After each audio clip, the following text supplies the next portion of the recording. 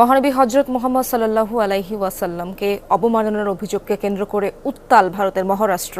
সম্প্রতি ইসলাম ধর্ম নিয়ে বিতর্কিত মন্তব্য করেন রাজ্যটির হিন্দু ধর্মের এক প্রচারক।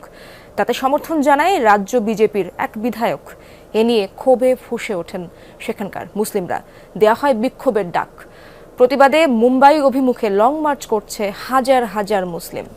त्या मुस्लिम धर्मामध्ये स्त्रियांवर जे हत्या घडतात त्याला कारण आहे, अत्याचाराचं हेच कारण आहे की त्यांचे आदर्शच अत्याचारी होते। ঘটনা শুরু হয় চলতি মাসের প্রথম দিকে। মহারাষ্ট্রের এক ধর্মীয় সভায় মহানবী এবং ইসলাম ধর্ম নিয়ে কটূক্তি করেন বিতর্কিত ধর্মীয় প্রচারক রামগিরি মহারাজ, যাতে সমর্থন দেন রাজ্যেরই বিজেপি বিধায়ক নীতেশ রানা। শুধু তাই নয়, মসজিদে ঢুকে মুসলিমদের উপর হামলা চালানোর হুমকিও দেন কট্টর হিন্দুত্ববাদী এই নেতা।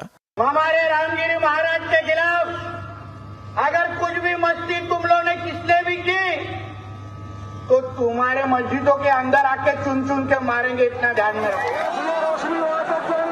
নীতেশের এমন মন্তব্যে তোলপাড় সৃষ্টি হয় গোটা রাজ্যে। ধর্মীয় অবমাননা এবং রাজ্যে শান্তিভঙ্গের অভিযোগে দায়ের করা হয় একাধিক মামলা। এদিকে বিজেপি নেতার বক্তব্যের জেরে মুম্বাই অভিমুখে মার্চের ডাক দেন এআইএমআইএম নেতা ইমতিয়াজ জলিল।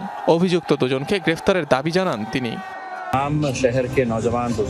এই রাজ্যের সকল তরুণ বৃদ্ধকে আহ্বান জানাই, তারা যেন এই মার্চে অংশ নেন, এখানে যেন সময় দেন। সেজন্যই এই র্যালির সিদ্ধান্ত।